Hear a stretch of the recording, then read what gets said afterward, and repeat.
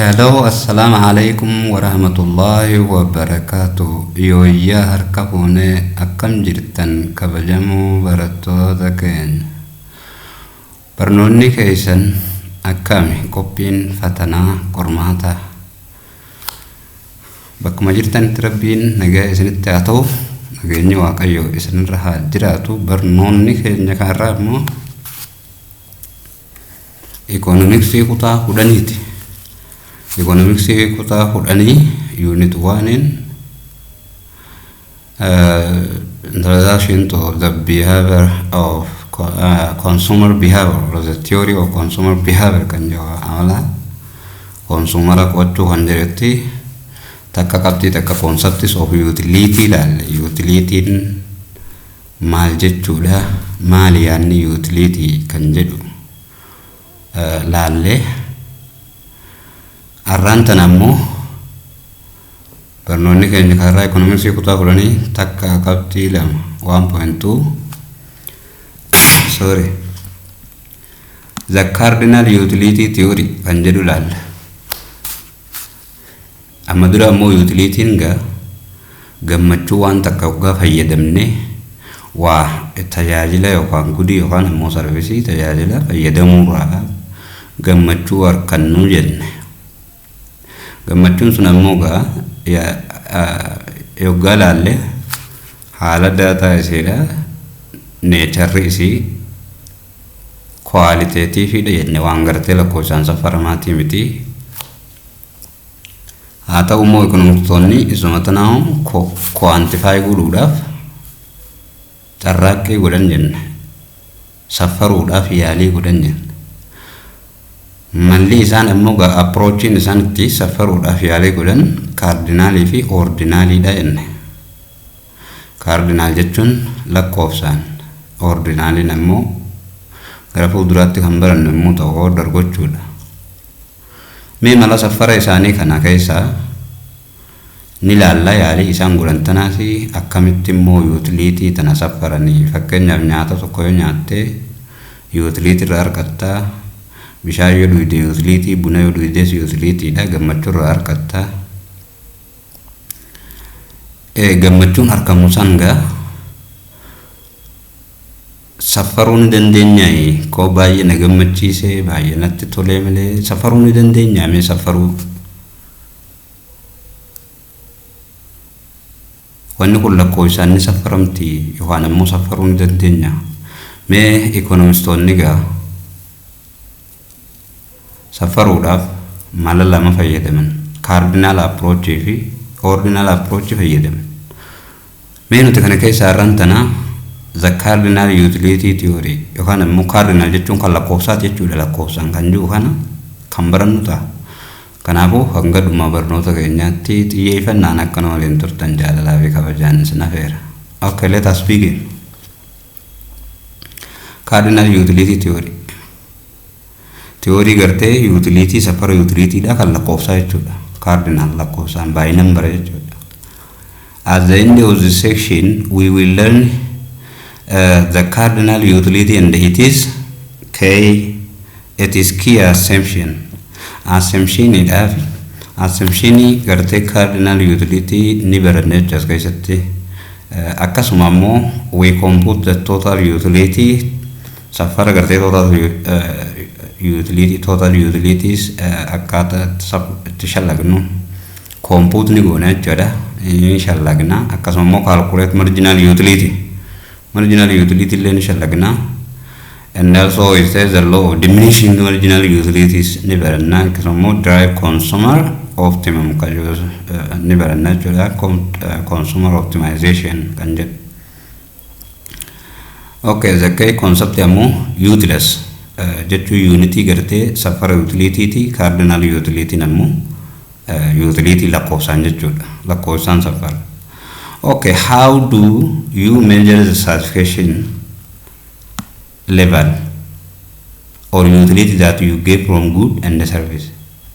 Mee gammachuu satisfaction level sadarkaa gammachuu yookaan ammoo gammachuu jechuun utility san kan ati yeroo gartee gudii meeshaalee yookaan ammoo sarvisa tajaajila gaafa fayyadamte harkattu Akamis safarta ya, akamis safaram.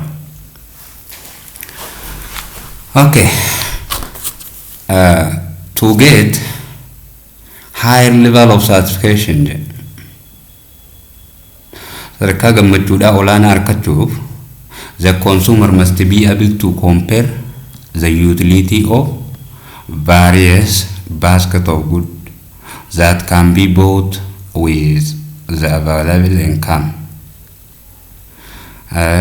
To get higher level of satisfaction, you can more higher level of utility. Gammachuu olaanaa argachuuf yookaan ammoo utility olaanaa argachuudha consumer fayyadamaan must be able to compare. Fayyadamaan wal dorgomsiisuu danda'u qaba. Maal wal dorgomsiisaa? Utility of the various basket of goods. Utility gartee gartuuwwan gudiidha.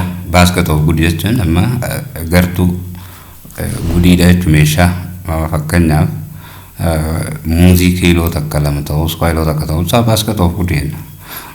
Various basket of goods. Basket of goods garagaraa kanarraa utility argatu compare waliin godhuu wal dorgomsiisuu danda'u qaba. That can be bought. Ammoga goodiin sun basket of goodiin sun that can be bought with available inga. Galii isaa akka qabu san maallaqa isaa akka qabu san kan maallaqa isaa akka qabu san hin bitu yookaan ammoo galii isaa galii isaaf jiru san hin bitu. Namni galii qabu hunda'u maal irratti balleessaa good and service man bita. Maallaqa galii qabu masruufa raashina bittuu nyaatarraas utility uffatarraas utility makiinaarra transportirraas utility ifaarraa utility bishaanirraa utility ma bakka hundinuu. Siniif namni galii qabu kana yookaan ammoo raashina bitaa yookaan namni itti jiraatuun takka ammoo uffata bitaa yookaan ammoo dabtara fa'aa qalama fa'aa yuunifoormii fa'aa bitaa yookaan kitaaba fa'aa bitaa hundinuu utility qaba. Saniifuu fayyadamaan utility olaanaa argachuuf utility basket of goods garagaraarraa basket of goods jechuun gartuuwwan meeshaa garagaraa ittiin bitu yookaan ammoo utility gartuuwwan meeshaa garagaraarraa argatu. Waliin dorgomsiisuu qabaa yaa gartuuwwan meeshaa garagaraarraa argatu kan maallaqaa yookaan galii isaaf argamuun bitee irraa argatu wal dorgomsiisuu qabaa yaa. According to the Cardinal Utility Theory, akka yaada warra gartee cardinality yookaan akka yaadarimee gartee Cardinal Utility Theory lakkoofsaan safarra kan jiru. Cardinal Utility Theory jechuun utility lakkoofsaan safaruu dandeenya yookaan ammoo utility lakkoofsaan jechuudha. Cardinal jechuun by number akkuma ulfaatina akkuma fageenya meetiraan safarru ulfaatina ammoo kilogiraamaan safarru akkuma sa'aatis unity wan garagaraa sekondii fi sa'a fi miniitii daqiiqaa fi kana fayyadamnee safarru. Gareen ekonomistoota warri utility kana cardinal safarraa lakkoofsaan safarraa jedhan. Saniifuu gartuun takka warra lakkoofsaan safarra yoo utility matanaa lakkoofsa deebisnee isuma lakkoofsan tanaa lakkoofsaan safarra kaju. Saniifuu according to the Cardinal Utility Theory akka gartee yaadarimee warra cardinaletti utility is measurable. Utilityin kun safaruun ni danda'ama measurabilidha. Like weight akkuma ulfaatina, like height akka dheerina, like temperature akka temperature degree Celsius safaru akkasumas safaruu dandeenya jedhanisan. They suggest a unit of measurement of satisfaction. Akka isaan yaadanitti unitiin safara measurement satisfaction jechuun gammachuu jechuudha. Utility jechuudha. Unitiin safara utility that's called utils jedhama. Utils unity jennutti moggaafna jedhanii itti moggaafatan. Akkuma fageenyaaf meetira kiiloomeetira itti fayyadamnu. Sa'aatiif ammoo daqiiqa yookaan ammoo sekondii fayyadamnu. Ulfaatinaaf ammoo kiloogiraamaa fi giraama fa'aa fayyadamnu. Utility kana gammachuu waan takka fayyadamurraa harkannu tanaan safaruu ni dandeenya. Isii kana ammoo akkuma ulfaatinaa, weightii, akkuma heightii, dheerinaa akkasumas akkuma temperature amma ho'inaa yookaan qorrina qaama tokko safaruu dandeenya jedhan warri Cardinal utility theory kana leellisu. Akka isaan jedhanitti they suggest a unit of measurement of certification, unit in measurement certification gammachuudha yookaan ammoo utility dha utils jedhama jedhan. The Cardinal School warri Cardinal School dha jechuudha gareen cardinalii hordoftu sun. The Cardinal School postulate that utility can be measured. Wanni isaan jedhan wanni isaan postulate godhan jechuudha. Wanni isaan postulate godhan wanni isaan jedhan leellisan jechuudha. That utility can be measured in monetary unity. Utility safaruu ni danda'ama in monetary unity safarraa maallaqaan. For example, by the amount of money the consumer is willing to buy for another unit of commodity. Hammamtaa maallaqaa gartee kan fayyadamaan sun unity biraatiif yookaan ammoo unity commodity biraatiif fayyadamu yookaan ammoo unity commodity saniitiin irratti baasuun safaruu dandeenya koo gara nambariitti deebisnee jechuudha. Yeroo sanga safarri kun wanni inni irratti dhaabbatu monetary term jechuudha. Monetary term kana maallaqa binneen jechuudha waan saniin binne. Meemma fakkeenyaaf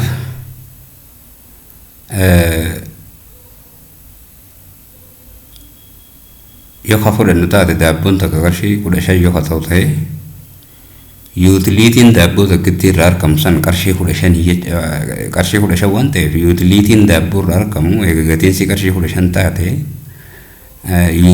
utilesii 15 qabdii jenneeti gatii maallaqaa san irratti dhaabbanneeti safarraadha. Yookaan ammoo or by the subjective unit yookaan ammoo subjective unity kan nama dhuunfaa jechuun subjective jechuun kan nama dhuunfaa adda addaatiif jechuudha. Amma subjective that is called utils kajuun safaruu dandeenya jechuudha. So the school assumes that the level of utility can be expressed in number. Garuu ati walumaa galattu schooling wanni isaan assume godhan the level of utility can be expressed in number lakkoofsaan ibsamuu danda'a. Amma as keessa yaada lama kaayan. Yaadni lamaan isaan kaayan schooling kun tokko utility can be measured in monetary term or monetary term unity or monetary jechuun maallaqa waan san irra baafneen maallaqa waan san irratti baasnee binneen safaruu dandeenya jechuudha. Yookaan ammoo subjective unity that called utils safaruu dandeenya. Amma garaagarummaa monetary unity fi subjective unit called utils wanni asirratti guyyoo fakkeenyaaf monetary unity nga safaruu ta'e daabboon takka qarshii 15 utilitiin daabboo takka irraa argattu 15 ta'a. Utilitiin daabboo lammaffaa irraa argattus 15 ta'a jechuudha. Haala san keessatti utilitiin subjective osoo hin ta'in objective ta'a. Meemma fakkeenyaaf dhugatti jidduu duubbee kana duubbee amma fakkeenyaaf gatii waan binnuutii fi utilitii walirra jiraachuu fakkeenyaaf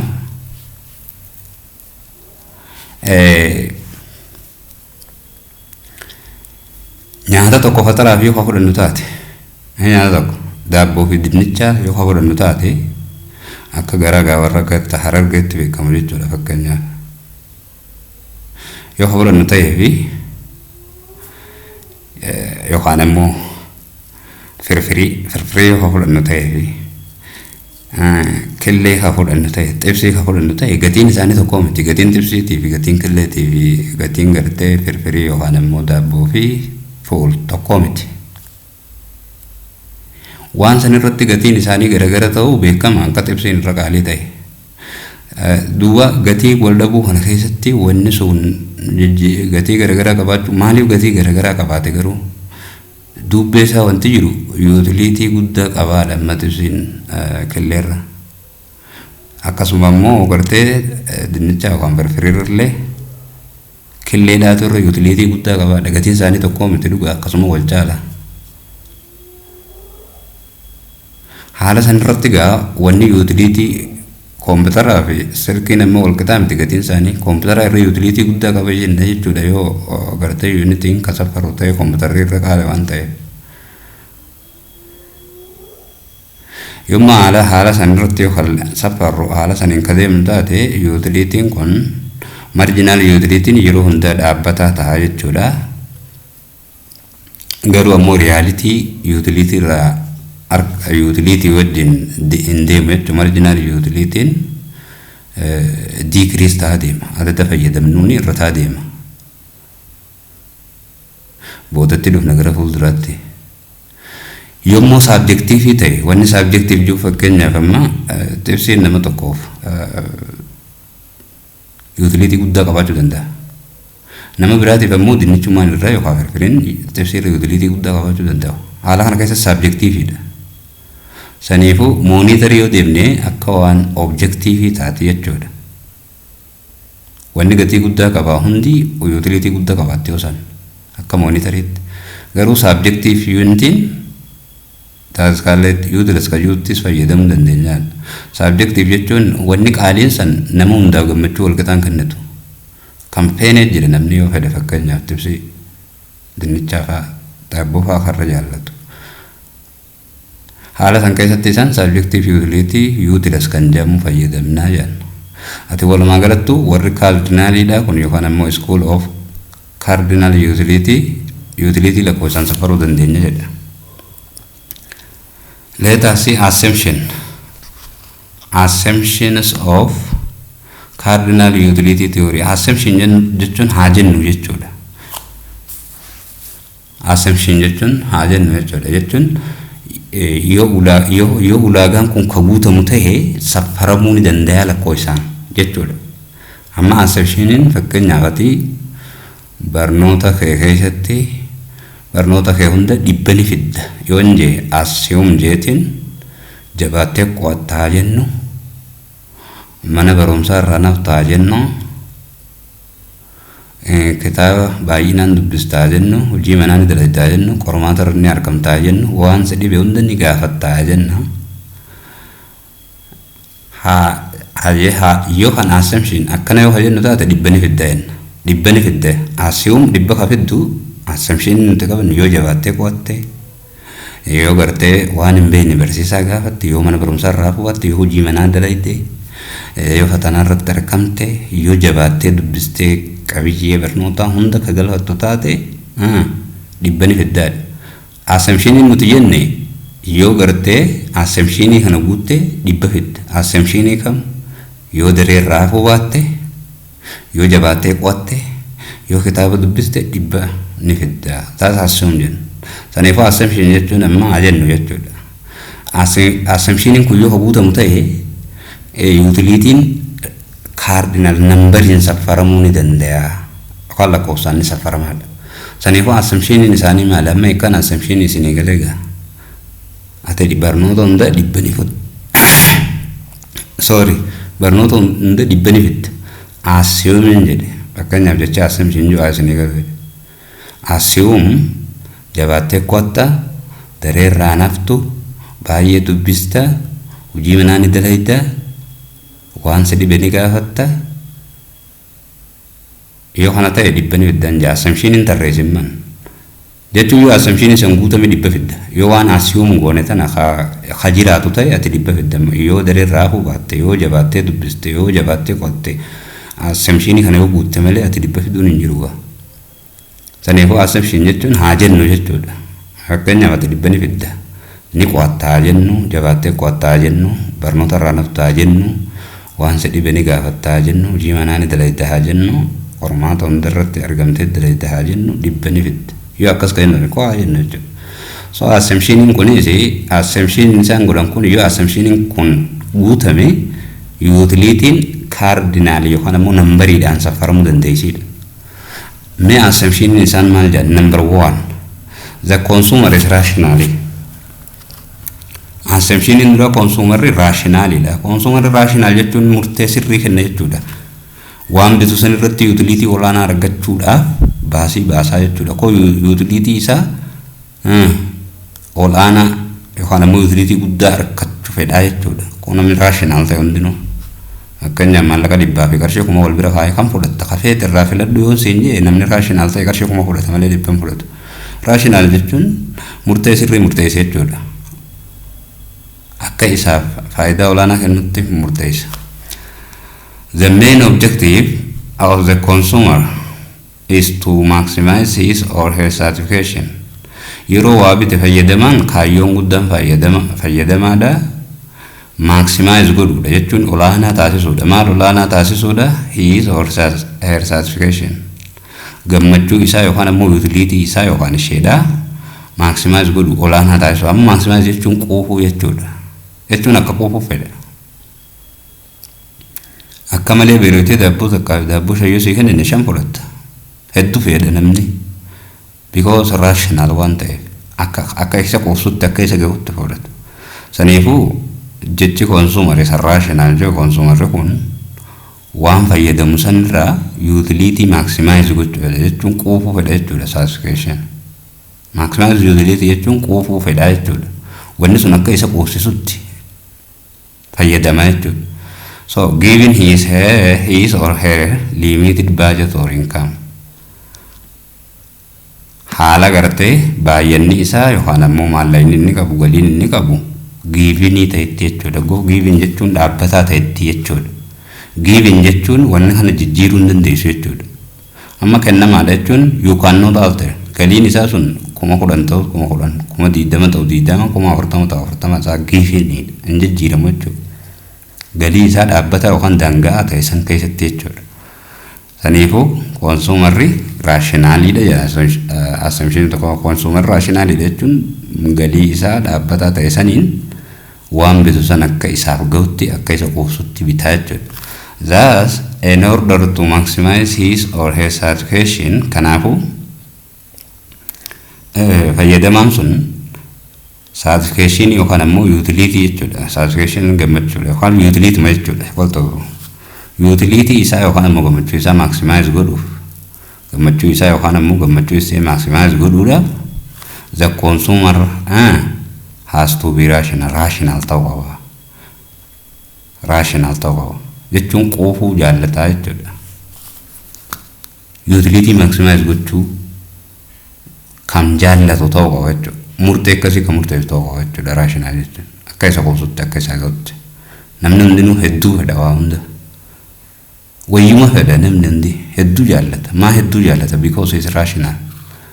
Because he need to maximize his or her utility isaa maximize gochuu barbaada waan ta'eef jechuudha. Assumption number 2, cardinal utility. Utility cardinal jechuudha lakkoofsaan safaramu. Utility is cardinal concept. Utility cardinal concept lakkoofsaan kan safaramu jechuudha. Which means the utility of each commodity is measurable. Utility commodity tokko commodity inni fayyadame san hundi safaramuu danda'a. With the most convenient measure being money. Unity gartee convenient ta'e kan irratti walii nama galchu waan safara convenient ta'e ka gartee irratti walii galan namni hundi irra walii galuu danda'u. Kunis that is a being money maallaqaanii jechuudha. Gatii waan san bitameeni jechuudha. Saniifuu assumption lammaffaa cardinal utility cardinalidha yookaan ammoo lakkoofsaan kan safaramu. Utilityin cardinal concept lakkoofsaan concept lakkoofsatti safaramuudha. Which means the utility of each commodity is measurable. Utility commodity kamitu safaramuu danda'a. By what? Which is most convenient to measure? Being money maallaqaan jechuudha. Gatii isaatiin. Number 3, assumption number 3, constant marginal utility. Yoo maallaqaan safarre marginal utility constantidha. No change. Marginal utility of money. The utility that one derives from each successive unit of money. Utility namichi waan fayyadamaan sun each successive unit walitti aanan irraa argatu. Unit of money irraa argatu. Is remain constant dhaabbataadha jechuudha. Fakkeenyaaf kanan seemu Anti yoo daabboo afur fayyadamte daabboon takka 15 utilitiin daabboo takka harkattus 15 daabboo lammaffaa nyaattaa utilitiin daabboo lammaffaattis 15 daabboo sadaffaa nyaattaa utilitiin daabboo sadaffaa illee 15 utilii daabboo afuraffaa gaafa nyaattu illee utilitiin daabboo afuraffaatti 15 marginal utility jechuun sababa daabboo takka dabalatteef utility meeqa harkattaa 15 harkachaa deemta akkuma gatii daabboo san jechuudha. Successive unit jechuun unity walitti aanan jechuudha. Fakkeenyaaf daabboo abbaa afur gaafa inni takka nyaatta successive unit lamada itti aana successive unit sadaffaa itti aana saniifuu successive unit irraa utility inni argatu dhaabbataadha. Maaliif utility maallaqa waan saffarameef jechuudha gatii waan sanitti. Kan arfaffaa ammoo diminishing marginal utility dha. The diminishing marginal utility. Marginal utility irrataa deemaadha. The utility that gained from successive unit of commodity diminish. Utility gartee unity walitti aanirraa argamu irrataa deemaadha. Utility unity tokkoffaa nyaattuu fi lammaffaa nyaattu sadaffaa nyaattu wal tokkoo miti irrataa deema jechuudha. So in other words, the marginal utility of commodity diminish as the consumer consumes larger quantity of it. Kana jechuun amma jecha biraatiin yookaan ammoo karaa biraatiin marginal utility commodity dha diminish irrataa dhufaya. As a consumer consumes larger quantity akkuma gartee consumerri hedduu isaa fayyadamaa deemuun utility achirraa argamu irrataa dhufaadha. This is the law of diminishing marginal utility. Kun seera diminishing marginal utility. Amma gaduuba seera wanni inni afuraffaarra jiru fi dhugaa nama sadaffaarra jiru walatti marginal utility iyyuu maallaqa hanga safarru taate constantiidha je sadaffaarratti garuu ammoo afuraffaarratti marginal utility diminish taadha. Fakkeenyaaf utility daabboo tokkoffaarraa argattu 20 yoo ta'e utility daabboo lammaffaarraa argattu 18 utility daabboo sadaffaarraa argattu ammoo 15 utility daabboo afuraffaarraa argattu illee 10 irrataa deema jechuu akka afuraffaa kanatti kun sirriidha silaa.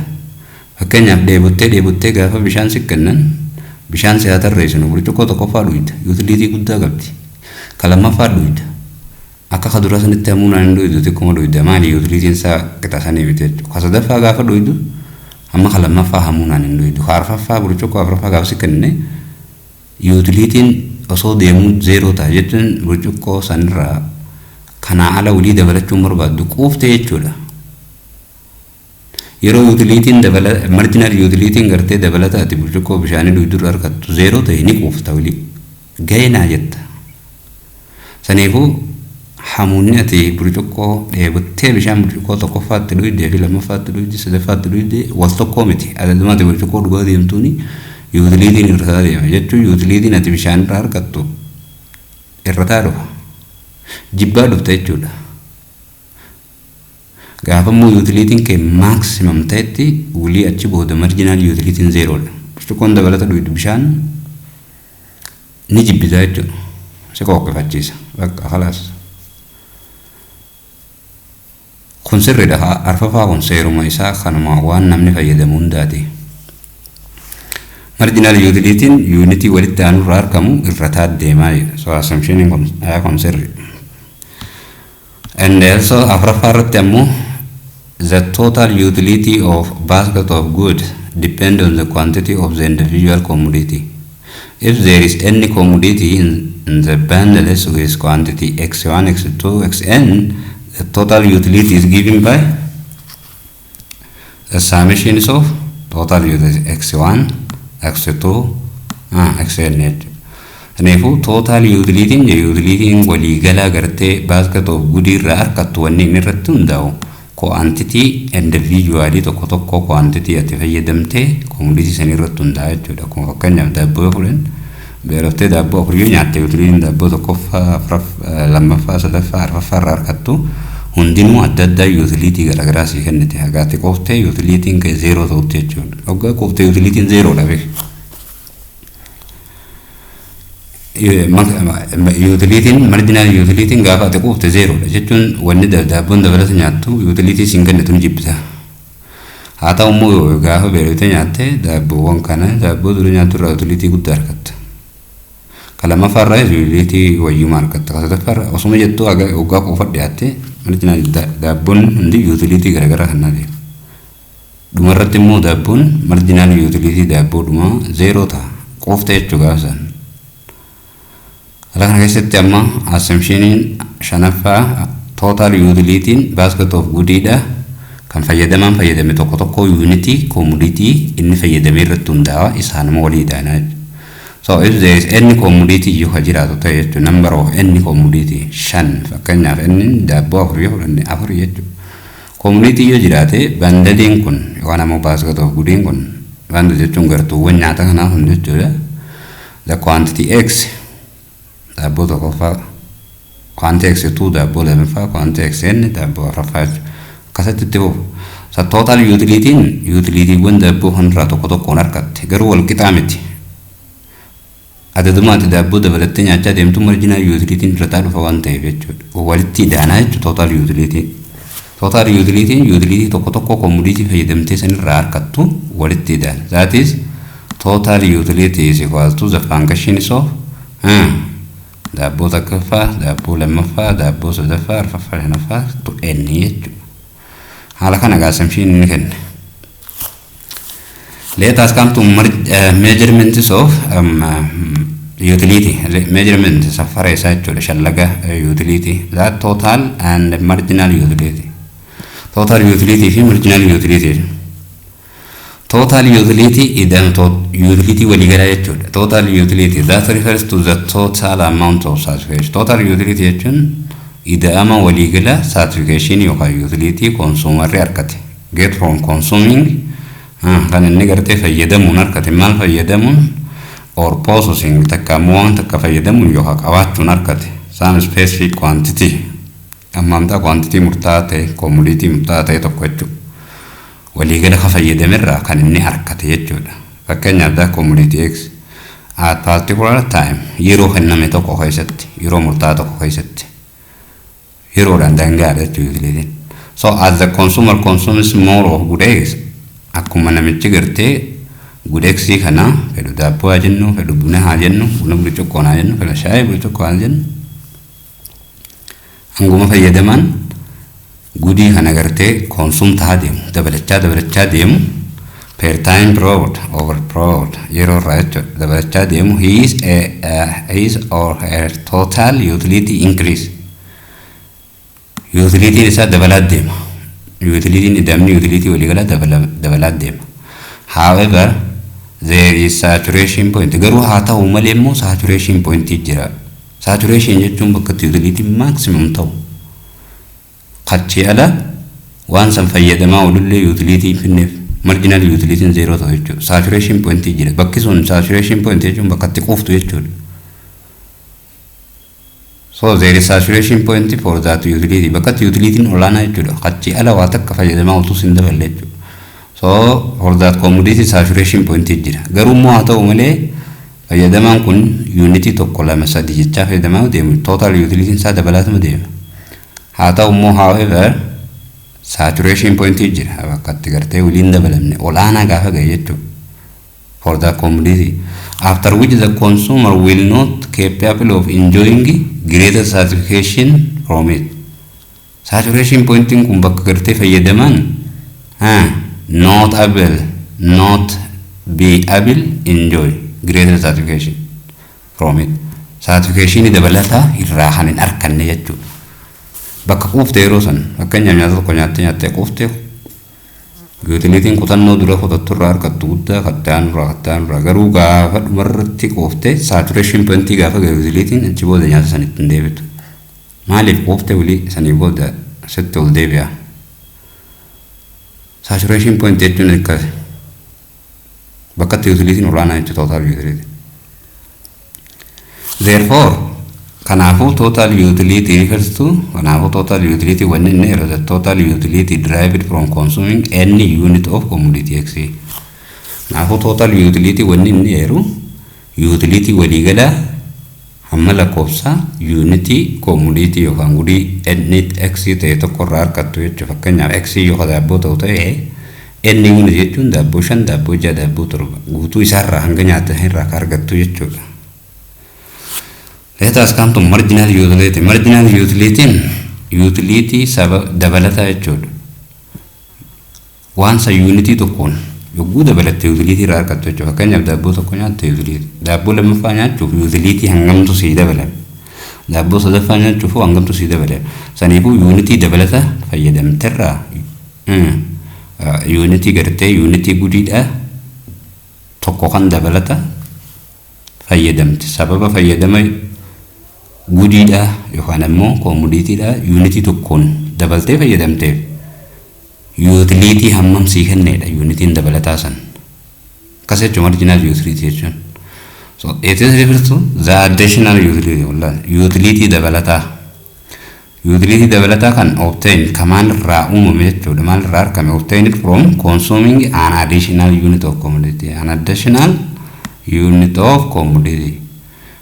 Commodity dabalata san utility jechuun marginal utility dabalata kan sababa commodity yookaan gudisa unity tokkoon dabalee fayyadameef harkatee jechuudha. Kanaaf ati daabboo shan nyaattaa jennee utility daabboo tokkoffaa fayyadamturraa utility hammata argatta. Hayyee daabboo kana unity tokko yoo dabalte daabboo lammaffaa eegalte jechuudha. Daabboo unitiin tokkoon dabalte. Daabboo duraa irraa immoo utility 10 argatta jennu fakkeenya. Daabboo lammaffaa dabalte. Lammaffaa nyaatte kanarraa utility meeqaa sii dhufeedha. Marginal utility jechuun sababa daabboo lammaffaa nyaatte utility meeqaan sii dabaleedha. Saniifuu marginal utility jechuun additional utility obtained from consuming additional unit of commodity. In other words, karaa biraatiin immoo marginal utility is change in the total utility. Karaa biraatiin marginal utility jechuun jijjiirama total utility can more resulting from consumptions of one more unit of product per unit of time. Jijjiirama total utility dhaati jechuudha. Kan gartee total jijjiirama total utility jechuun total utility in dabalee jechuudha. Ammamtaa total utility in dabaleen sababa gartee commodity san dabaltee unity tokko dabaltee fayyadamteef jechuudha. Per unit of time yeroo ta'e tokko keessatti. Sababaan isaa yeroonis dhaabbataa ta'uu qaba utility keessatti. Fakkeenyaaf namni tokko seerri kun kan hojjetu yoo kaanee immoo muuzii fudhannee muuzii abbaa 5 fudhannee kan nyaattuuf fuftu ta'e muuzii abbaa 3 nyaattee iddoo dhaabdee 4 fudhattee deegaa 30 yoo ta'e itti deebite hin ta'u seerri kun. Itti fufiinsa ta'uu qaba yeroo san keessatti jechuudha. Saniif mathematically formula of marginal utility herregaan jechuudha. Ime herregaatiin yeroo ibsinu marginal utility mu is equal to change in total utility. Total utility dura irrisu total utility lammaffaa jechuudha. Irra jala immoo divide by change in quantity of good jechuudha. Good yookaan commodity fayyadamsan jijjiirama commodity fayyadamtee sanii jechuudha. Kun jijjiirama deltaan wanni Giriikii deltaan tun jijjiirama agarsiifti maayinasii agarsiifti jechuudha. That is where total utility is change in total utility. Delta T un total utility delta Q ammoo change in the amount of product consumed. Ammamtaa meeshaa yookaan ammoo wanta nuti fayyadamnee san jechuudha. Jijjiirama san ibse Q deltaan. Fakkeenyaaf daabboo lammaffaa irraa gara afuraffaa nyaatte jijjiiramni 4 irrisu 3 ta'a jechuudha. Change in quantity consumed jechuudha.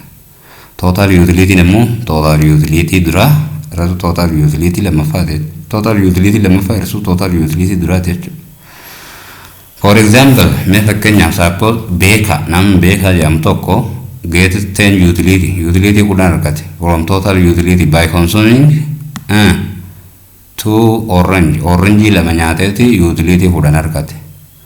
And his total utility increased to total utility ni sama skula lama dabale. Skula lama utility dabale.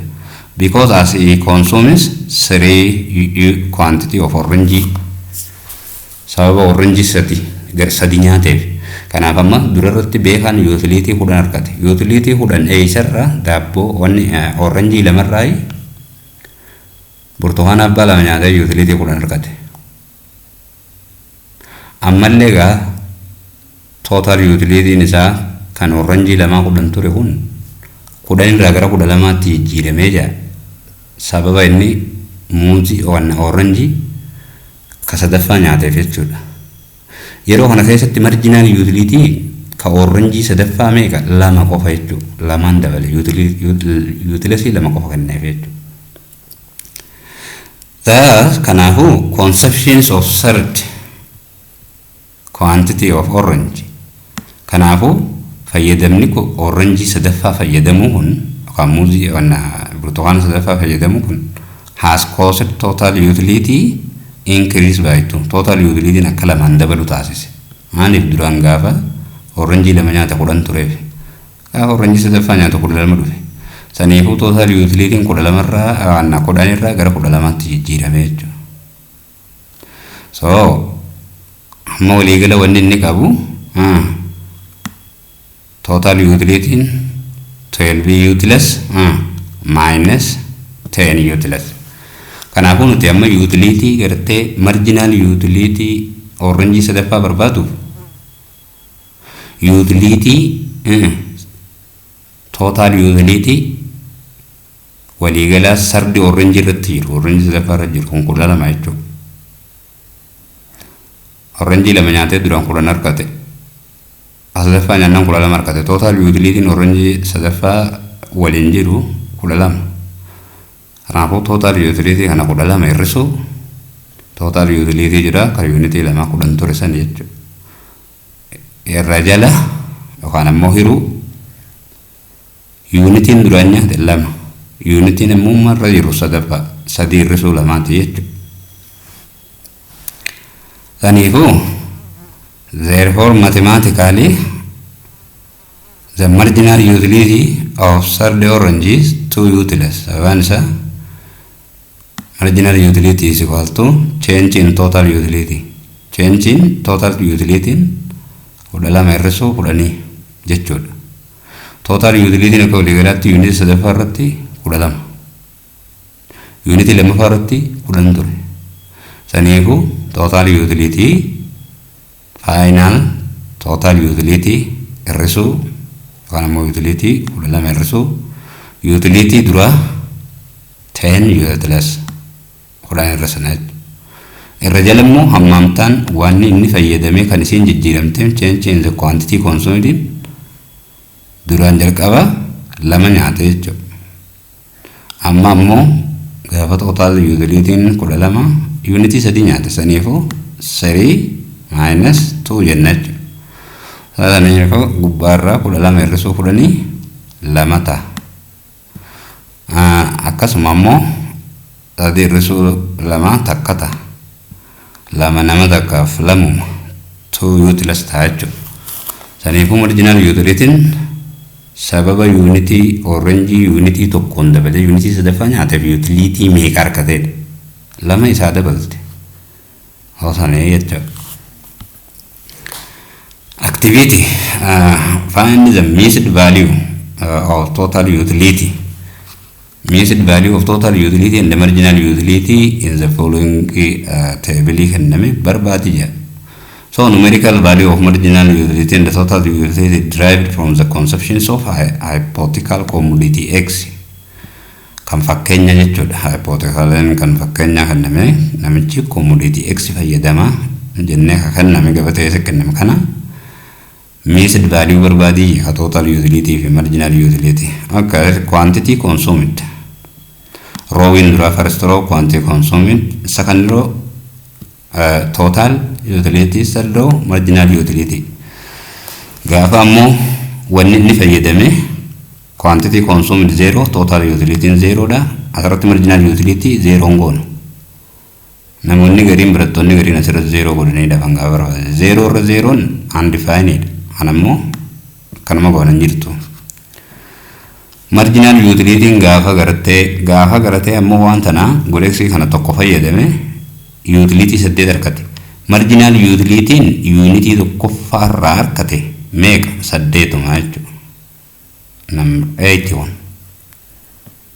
duraninya ne 00 jira garuu hayat takkanya takkittiin su utility meeqa inni ta'e marginal jechuun meeqan dabalatee 8 dabalatee total utility ne 8 yeroo lammaffaa nyaatu total utility 15 dhufe saniifuu unity lammaffaa utility meeqa inni ta'e fi 8 irrisuu 15 irrisuu 8 torba jechuudha marginal utility unity lammaffaa irraa argate torba gaafa immoo kasadaffaa nyaatee total utility diidamira jira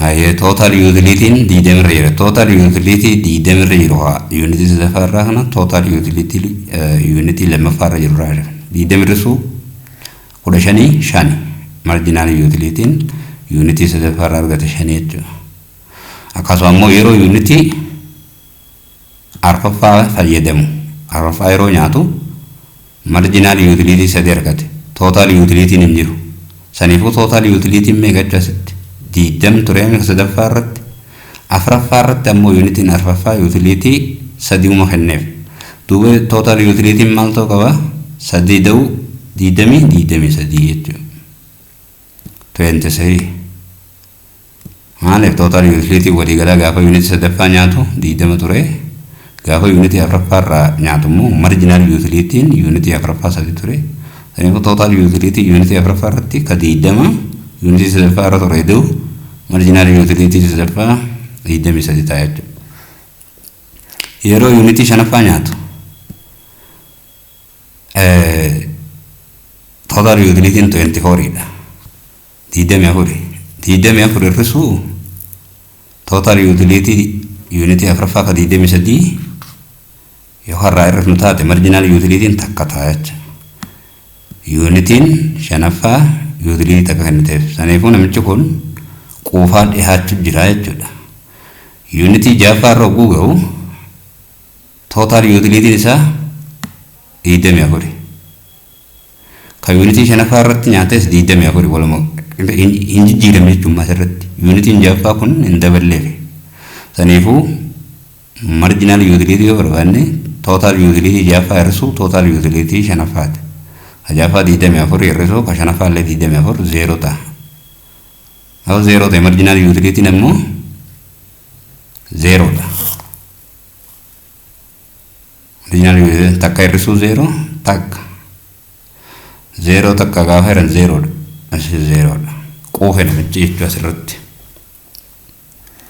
asirratti quufe marginal utility unity torbaffaa ammoo marginal utility unity torbaffaa argachuudhaaf total utility unity torbaffaa irra total utility unity jaffaati nama negative 2 diidamii irrisuu diidamii afurii negative 2 quufe qoqqafachuu jira namichi gaafa unity torbaffaatti unity saddeettaffaa gaafatti dabale ammoo total utility 19 marginal utility ammoo diidamii fi 19 irrisuu diidamii 2 negative 3 quufe jira namichi qoqqafachuu jira gaafa unity saglaffaa nyaatu marginal utility negative 6 quufe jira barjibbaa nyaachuu jira garuu ammoo total utility yoo barbaan taate 19 ida'u negative 6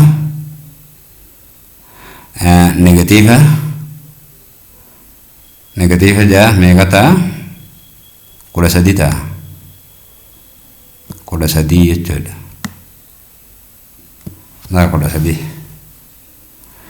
gaafa ammoo unity kurnaffaa nyaatu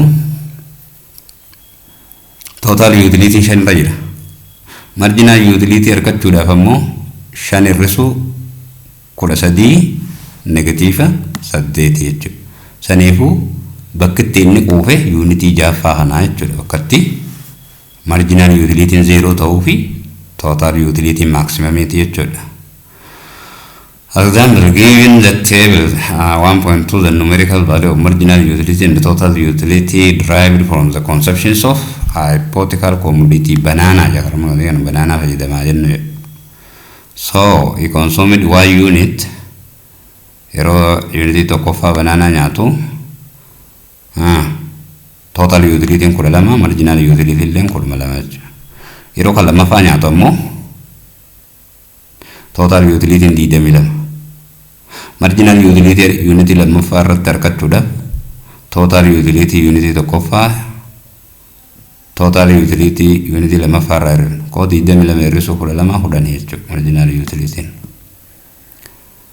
Amma the utility total utility of unity sadaffaa banana sadaffaa gaafa nyaatu total utility meeqa argate 29 argate.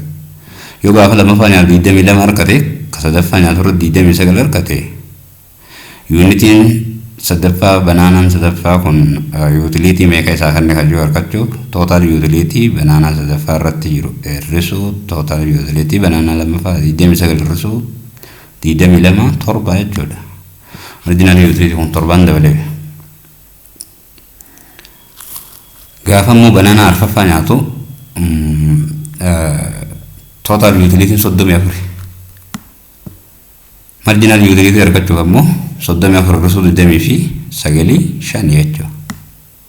Gaafa unity shanaffaa nyaatu ammoo total utility 36.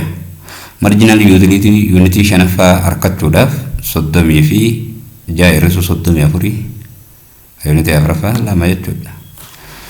Gaafa ammoo unity jahaffaa nyaatu total utility 37. Marginal utility argachuudhaaf total utility unity jahaffaa irraa total utility unity shanaffaa koo 37 irraa 36 unity bananaan jahaffaa utility takkuma kenneef quufaa dhufaa jira.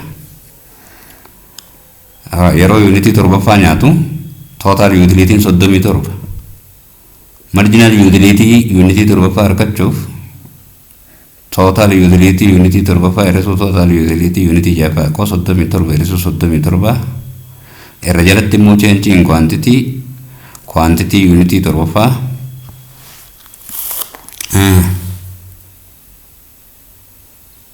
zero irraa takka negative takka saniifuu zero irraa negative takkaatti zero hiruu negative takka zero dha. Neefi unity torbaffaa irratti marginal utility zero unity torbaffaa utility isaan kan inni jechuudha bananaan torbaffaa saniifuu bakka itti inni quufee isa maximum unity torbaffaa irratti gaafa ammoo muuzii 8ffaa nyaate total utility 36. Marginal utility argachuudhaaf ammoo total utility unity 8 irraa total utility unity 7 36 irraa 37 negative takka jechuudha. Marginal utility unity 8ffaa quufee jira qoqqafachuu jira. Ammas banana jahaffaa gaafa saglaffaa gaafa nyaate ammoo total utility 34. Marginal utility unity saglaffaa argachuuf ammoo total utility unity 9 irraa total utility unity 8 34 irraa 36 negative 2 jechuun marginal utility. And ammoo gaafa unity kurnaffaa nyaatu total utility 30. Total utility 30. Marginal utility unity 10 argachuudhaaf ammoo total utility unity 10 irraa total utility unity 9 30 irraa 34 negative 4. Kun namichi bakka itti quufee unity 7 negative keessa gaafa deemaa jiru qoqqafataa jira jechuudha quufee jira. So table 1.2 assume consumer consume only one quantity of banana. Both the marginal utility and the total utility are equal, which is 2 utils. When the consumer consumes 2 quantity of banana, he or she gets 10 additional utils. Marginal utility. So the total utility from 2 units of banana is 22 dha jechuudha. Maaliif asirratti 10 argate jechuudha. Kaduraa irratti immoo 12 tureedha. San ibsuuf jira. So gaafa inni unity lammaffaa jedhamu 22 irra jira jechuudha total utility. Total utility 12 from the first quantity dha yoo harraa irrifnu taate marginal utility unity lammaffaa 10 ta'a jechuudha. From the second quantity of banana san argata jechuudha. Banana lammaffaa irraa utility 10 argata. Kaduraa irraa 12 argata. Finally at 0.7 dhumarratti ammoo unity torbaffaa irratti finally at 7 unit of quantity unity torbaffaa irratti jechuudha. Unity torbaffaa irratti the saturation point dha jechuudha. Bakkatti quufe jechuudha. saturation points of total utility unity torbafaadha. The marginal utility becomes 0. Saniifuu bakka itti quufatti saturation point yookaan saturation jechuun achool total utility hin dabalu jechuudha. Namichi gammachuu waan dabalata fayyadamirraan harkatu jechuudha. So haala kana keessatti marginal utility total utility bakka itti inni saturation point gahu yookaan ammoo total utility maximum ta'u bakka itti namichi quufe bakka itti total utility olaanaa ta'ee fi marginal utility 0 ta'e jechuudha. O saturation point. Garuu asirratti amma unity jafarti 37 torbafaarratti illee 37 bakka itti quufe pointii kamirratti saturation gahe kan jennu bakka kanarraa bakka itti marginal utility 0 ta'e kanarraa jechuudha. Marginal utility bakka 0 ta'e kan isa jafarra fudhannu kana fudhanna lachuu 37 garuu as all double hundeemu unity torbafaarratti bakka itti marginal utility 0 seefu saturation pointiin bakka itti jechuudha. Bakka gartee saturation point jechuun bakka total utility achi ol namichi fayyadamaa oolus utility yookaan gammachuu waan fayyadamu san irraa hin arganne jechuudha. Sun bakka itti total utility maximum olaanaa ta'ee fi marginal utility 0 ta'e jechuudha. Saniifuu total utility unity jaharrattis maximum 37 unity torbafaarratti maximumidha. Garuu unity tokkofaarratti marginal utility akka jahafaarratti jechuudha. Tokko akka torbafaarratti ammoo marginal utility 0. Saniifuu marginal utility bakka lachuuttu maximum ta'ullee bakka itti saturation point jennu bakka itti gartee marginal utility 0 ta'u kana qabxiin quufina asii quufe jechuudha. After this maximum point of total utility kana booda jechuudha. Bakka kanatti jechuudha. Pointii sana booda jechuudha. After this maximum points of total utility yookaan ammoo saturation point ka 37 bakka itti ammoo marginal utility 0 dhufe kana boodatti he or she consume more quantity of banana. Banana kana dabaltee fayyadamtullee his or her total utility decrease qoqqafachaa jirti eega quufte nyaatti. Which is led to dissatisfaction gola lala. Hingammachiisu ni jibbisiisa qoqqafachuu jirti koo negative waan ta'e. From this picture, the graphical representations of the table 1.2 are more like it is show the relationship between total utility and the marginal utility agarsiisa jechuudha. Irratti total utility dhaasin. Kun ammoo marginal utility kana. Yoo hariiroo isaanii kana laalle marginal utility jalqaba olaanaadha guddaadha 12 eegasii ammoo 10 dhufe eegasii 8 dhufe eegasii 6 dhufe eegasii 4 dhufe eegasii 2 dhufe eegasii ammoo 0 dhufe. Saniifuu marginal utility decrease ta'a deemu jira hanga 0 ta'utti eessatti unity torbafaarratti no yeroo unity quantity torbafaa fayyadamu 0 irra dhufe jechuudha. Abdii kanarratti jechuudha 0 dhufe. Yeroo marginal utility 0 namichi unity torbafaa fayyadame. Total utility asirra yoo adeemu ta'e oloo unity torbafaa oloo adeemu ta'e total utility maximum irra jira jechuudha. Maximum point jechuudha. No. Yeroo marginal utility 0 total utility maximum dha jechuudha. Yeroo asirra namichi quufee jira jechuudha bakka wali quufeeti jira sun ammoo unity torbafaati jechuudha. The relationship between total utility and the marginal utility of the figure 1.1 or fakka graph amalalle kana shows the total utility increase initially increase. Total utility jalqabani dabalee nutti agarsiisaa jechuudha. Jalqaba total utility dabalaa dhufe jechuudha. Jalqaba increase and reach it is peak yookaan ammoo saturation point. Jalqaba dabalaa dhufe reach it is saturation point gahe jechuudha. And total utility jechuudha. Saturation point gahe. This saturation point indicates that they by consuming unit 7 of quantity of banana. Saturation point kana kan gahe quantity meeqaffaa fayyadamuu irratti torbaffaa fayyadamuu irratti jechuudha. Quantity torbaffaa banana fayyadamuu irratti saturation point gahe jechuudha. So the consumer attain its satisfaction. Consumerin kun fayyadamaan kun satisfaction olaanaa argate jechuudha. Highest satisfaction level yookaan immoo utility level highest argate at level of 37 utils 37 irratti jechuudha. Naas immoo at 37 jechuudha 37 kan irratti jechuudha. Wanti 37 kan irratti utility kan irratti argateedha. Argate. However, haata'u malee immoo consumption beyond this point garuu saturation point unity torbaffaatii booda beyond this fayyadamuun isaa resulting dissatisfaction isan gammachuu isaatu isarraa hir'isu jirti qooqqifachiisu jirti quufee ofirra dabarsee garaaneef baqaysee qooqqifachuu jira quufee jechuu bakka because of what consuming the unit 8 unity is a data and more data fasa ilafa kurnafa fayyadamuun banana isa bring negative additional utility negative isa hannite isa jibbisiisaa dhufte jechuudha. So on the other hand karaa biraatiin the marginal utility continuously diminished marginal utility walumaa galattu irrachaa dhufe jechuudha.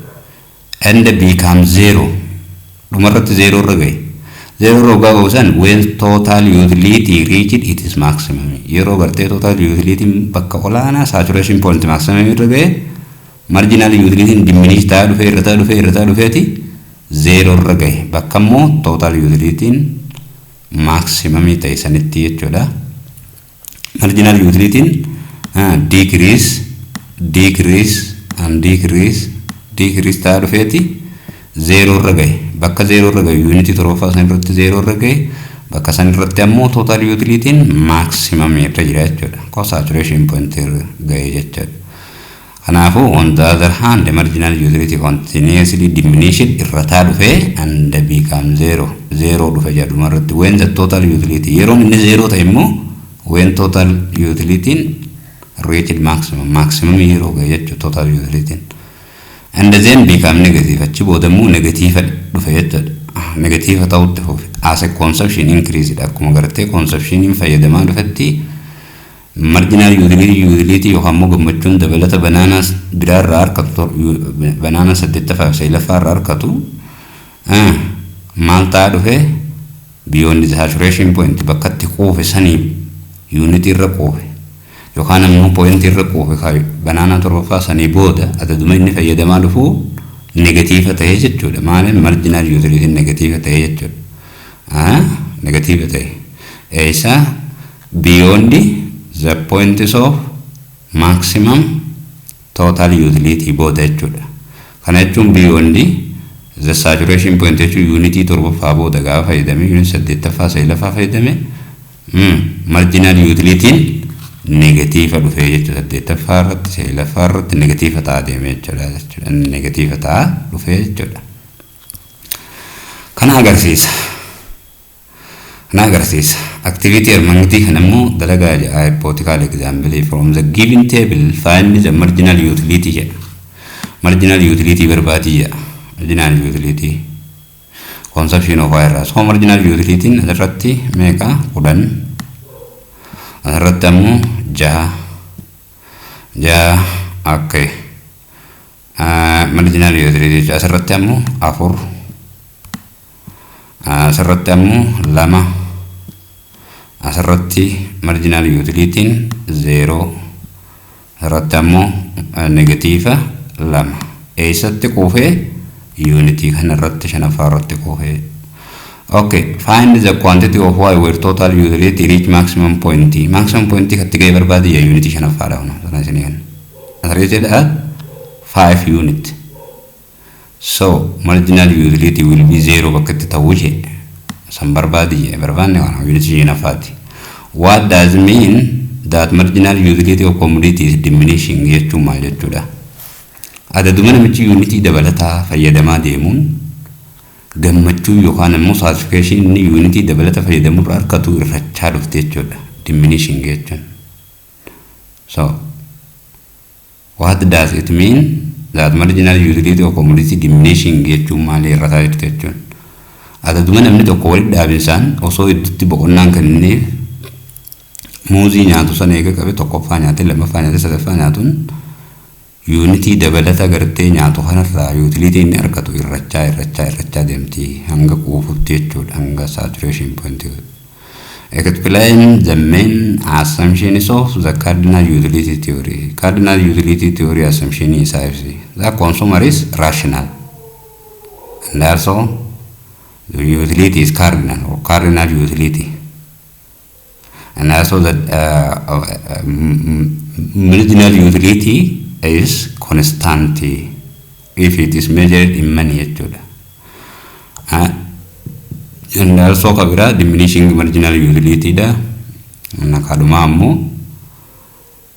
the total utility is derived from each successive unit of commodity x1 x2 xn da jechuudha. Assumption isanan qaba namdaafin yerootti aanu barnoota keenya kaarraa asumarratti dhaabbata. Yerootti aanu ammoo the law of diminishing marginal utility kajuu kana LDMU kajuu kana kan barannu ta'a. Kanarraatiif ammoo asumarratti dhaabbanna waan na hordoftaniif baay'ee galatooma jecha. Yoo isinitti tole like godhaa, yoo isinitti hin tolle ammoo waan sirreeffamuu qabullee komentii godhaa. Isinitti toluu baatu waan isinitti dhagayame barumsa kanarratti ibsadha. Komentii kenna waan sirreeffamuu qabu, waan sirraa'uu qabu jechuudha. Akkasuma immoo namoonni haaraa taatan subscribe gochuun dagatina, namoota ni fayyadeettanii addanii share gochuun dagatina. Na hordofuu keessaniif ammoo baay'ee galatoomaa, hedduu galatoomaa, galanni keessan guddaa. Mata dureetti aanu ammoo 1.2.3 the law of diminishing marginal utility nangalut deemnutti kanarraatiif nagayatti yennaa sumarratti namoonni waan isinitti hin tolle waan sirreeffamuu qabu komentii gochuun dagatina, like share subscribe gochuullee dagatina. Nagatti horaa bulaa, baay'ee galatooma.